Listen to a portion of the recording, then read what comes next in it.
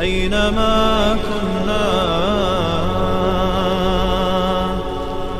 أينما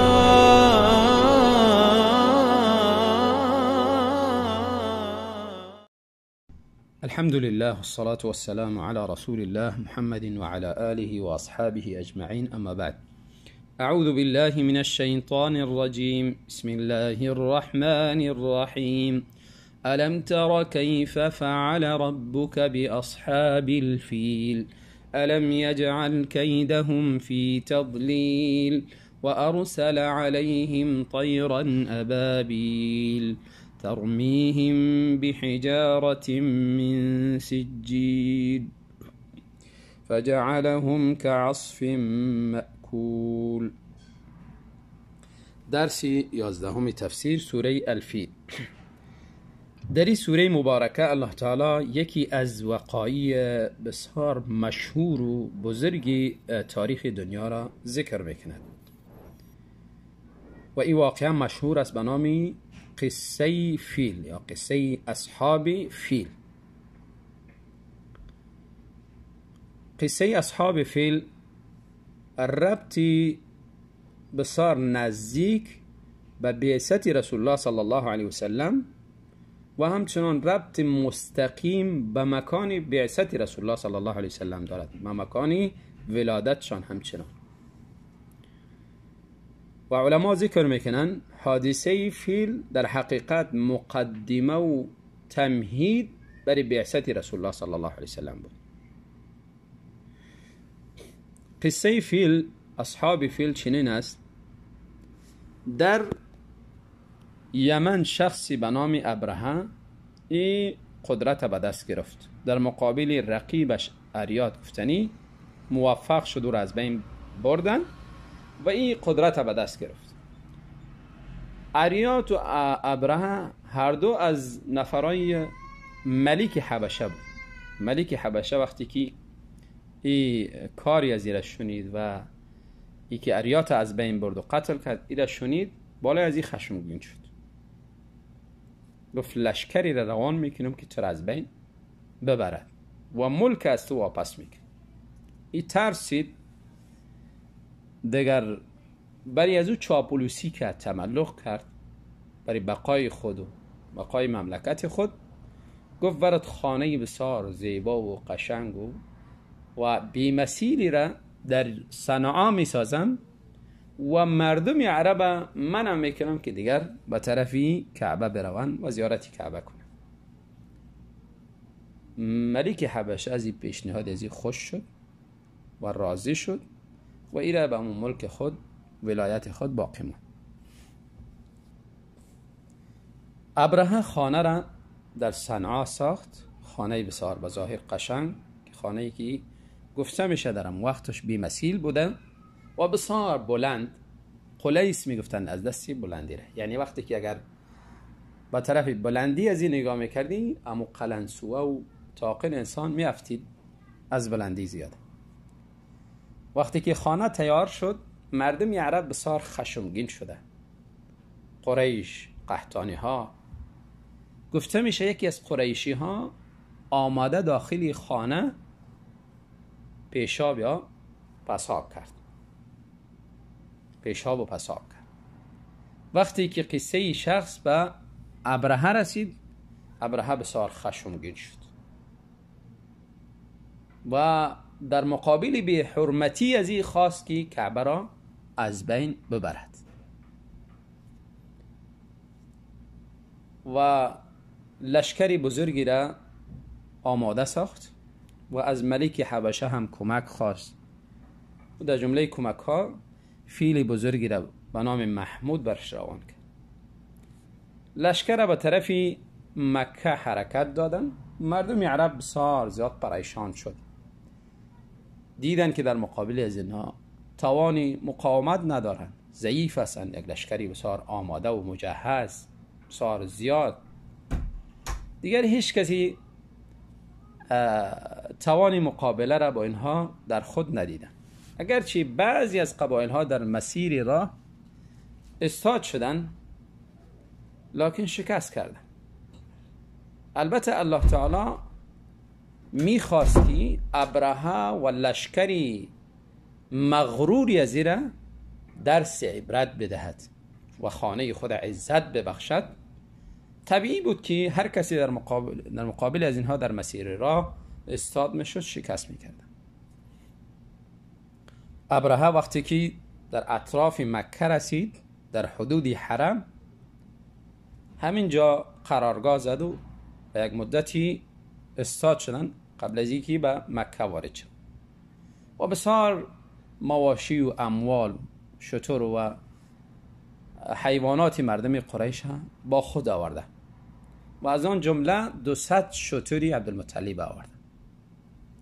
عبدالمطلب وقتی که شنید بیرون شد در طلب شترهای خود. وقتی که در نزد ابرهه رسید، برای ابرهه گفته شد که بزرگ قریش آمده. این را بردن نزد ابرهه. ابرهه وقتی که این را دید، انسان بسیار وسیم و جسیم و زیبا و خوشقواره، از تخت پایین شد، در زمین نشست، این را استقبال کرد، احترام کرد. گفت برای چی آمده؟ چی میخوای؟ عبدالمطلب گفت تعدادی از مواشی و شترهای مرمی نفرای شما آوردن، میخوام که مالهای مرا واپس کنی. ابرهه تعجب کرد، شخص چقدر آدمی محترم معلوم میشه، صاحبی قواره و بسیار هیبتناک، و گفت تو مطالبه بسیار پست. من برای ازی آمدم که خانه پروردگار تو را تخریب کنم و تو نزد ما آمده که مال مرا واپس کن. چقدر پیشنهاد پست داری، چقدر همتی پست داری. عبدالمطلب گفت من صاحب مال هستم، مال خودم مطالبه میکنم، اما خانه از خود صاحب داره. او صاحب خانه تو را از داخل شدن و تخریب کردن این خانه منع میکنه. ابرهه با غرور گفت نه خیر، کسی منع کرده نمیتونه. عبدالمطلب گفت تو میدانی او صاحب خانه، اما مال مرا واپس کن. شترای عبدالمطلب واپس کردن. عبدالمطلب رفت داخل کعبه، مکه شد و مردم قریش امر کرد که به سر کوها بلند شوند، از شری ابرهه و لشکر ازی خود نجات بده. عبدالمطلب خودش داخل کعبه شد، از دروازه کعبه گرفته پروردگار را صدا زد، گفت ای پروردگار، بجز تو پناهگاهی نداریم. ببینید، متوجه باشین، عبدالمطلب و قومش وقت مشرک بودن، لکن در حالت پریشانی و سختی فقط پروردگار صدا میزنه، میگه بجز تو پناهگاهی نداریم و این دشمنی تو، دشمنی خانه تو آمده که خانه تو را تخریب کند، تو اینا را منع کن، اجازه ندی که داخل کعبه شود، اجازه ندی که خانه تو را از بین ببرن. و خودش بالا میشه میره. اما متاسفانه بعضی از مسلمان نماهای ما در این وقت، در امون وقت سختیشان حاجتشان نمیبینه، از غیر الله طلب میکنن. باز میگن ما خو اینها را خدا نمیگیم، اما مشرکین همون زمان، یعنی خدا به این مطلب که یعنی اینها را ما پروردگار نمیگیم، اینها را خالق نمیدانیم، رازق نمیدانیم، رب نمیدانیم. مشرکین همون زمان آلیه خدا نمیدانستن. اونها در وقت حاجتشان بلکه بسیار اخلاص داشتن نسبت به شما. المهم عبدالمطلب و تمام اقوامشان به سری کوها بلند شدن، انتظاری از این را داشتن که ابرهه و لشکری از این با خانه خدا چه کار میکنه. ابرهه تصمیم گرفت که داخل شود، داخل کعبه لشکر آماده کرد و در مقدمه لشکر همون فیل محمود، فیل بسیار جسیم، خطرناک، قوی، نفیل ابن حبیب گفتنی یکی از کسایی بود که در مقابل ابرهه در مسیر راه استاد شده بود، مقاومت میکرد. این شکست کرد، میخواست ای را از بین ببره، قتلش کنه. گفت نه، مرا قتل نکن و به دردی تو میخورم، و ای را با خود راهنما گرفته آورد. نفیل ابن حبیب رفته در گوشی فیل محمود گفت همینجا بخواب، از جایی که آمده واپس به مو طرف برو، و پیش روی تو بلد حرام است، بلد است که خدا ایره بری از این حرمت داده. این حرفا را زد و فوراً هم گریخ به طرفی کو بلند شد. فیل محمود که در مقدمه لشکر بود فوراً خوابید، دیگه حرکت نکرد. اینها آمدن هر چی که تلاش کنن فیل از جای خود نمیره، بالا نمیشه و به طرف مکه نمیره. وقتی که رویش متوجه یمن میکنن، متوجه شام میکنن، به سرعت میره. هر چی که تلاش کردن فیل حرکت نکرد. در همین لحظه الله تعالی پرنده های زیادی را از بحر طرف بحر بلند کرد و این پرنده ها با خود در نول خود و چنگال های خود سنگ های ریزه و خردی را حمل کرده بودند که به اندازه نخود یا خردتر و بزرگتر آماده بالای از اینها را بمباری کردن. اینها را بالایشان پرتاب کردن. این سنگ ها را وقتی که سنگ به اینها اصابت میکرد همون شخص ریزه میشد، قطع میشد. و عده دیگری هم به مرض وبا گرفتار شدند، وبایی که جسدی از اینها را قطع کرده از بین میبرد و ابرهه خودش به اون مرض مبتلا شده بود. تا مسیری که گرفتن و تا جایی که اجلش همونجا نوشته بود تا همونجا همه بدن خود از دست داد و همونجا از بین رفت. المهم لشکری ابرهه تباه شد، ذلیل شدن، دیگر نتوانستند داخلی مکه شوند، بلکه همه جیش خود از دست دادن، با جز یک نفری از اینها دیگه همه تباه شدن. و الله تعالی خانه خود عزت داد، کرامت داد و عزتی ازیره در میان همه قومها بلند برد و مردم قریش از شری ابرهه و لشکری از او نجات داد. در این سوره به همین قصه قصه را ذکر میکنه. ترجمه لفظی: بسم الله الرحمن الرحیم. الم تر کیف فعل ربک باصحاب الفیل. آیا نشنیدی؟ الم تر اینجا به معنی تسمع یا اینکه تعلم، چون رسول الله صلی الله علیه و سلم خودشان به چشم خودشان حادثه فیل ندیده بودن و در سال تولد شدن و بعضی از سیرت نویسان نوشته میکنن که همون روز تولد شدن و بعضی ها قبل از حادثه فیل میگن 23 سال یا بالاتر و کمتر میگن قبل از او تولد شده بود. باز اگر قبل از او تولد شده باشه دیگه شکی نیست که خودشان به چشمشان دیدن، لکن راجی هم نیست که رسول الله صلی الله علیه وسلم بنا بر روایاتی در همون سالی فیل تولد شدن و این واقعه را به چشمشان ندیدن و خاطر ترا را به معنی تسمع می. آیا تو نشنیدی کیف فعل ربک باصحاب الفیل، پروردگار تو چه کار کرد با صاحبان فیل؟ صاحبان فیل ابرهه و لشکری ازی که از یمن آمده بودن. الم یجعل کیدهم فی تضلیل، آیا پروردگار مکر و نیرنگ از اینها را تباه نکرد؟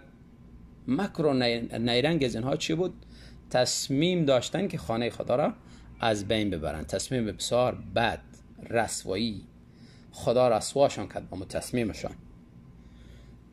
و ارسل علیهم طیرا ابابیل، چطور تباه کرد الله تعالی مکری از اینها را؟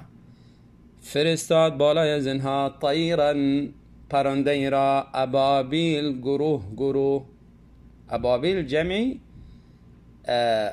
ابول یا جمعی ابیل یعنی گروه یا این که ابابیل گفتنی نامی پرنده، نامی هم پرنده‌ای که ابابیل نام داشت. به زبان فارسی بعضیا پلشترک میگن یا پرستو میگن.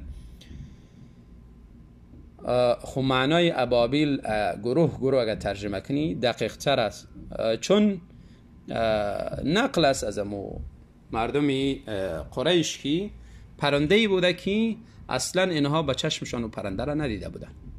نه در مکه وجود داشته، نه در یمن وجود داشته، نه در شام او را دیدن. یک پرنده‌ای که اصلا او را ندیده بودن. یعنی امکان دارد پرنده‌ای که الله تعالی یعنی او را بالای از اینها مسلط کرده از جای دیگری آورده باشه یا پرنده را الله تعالی تازه خلق کرده باشه. المهم پرنده را بالای از اینها الله تعالی فرستاد که این پرنده چه کاری میکرد؟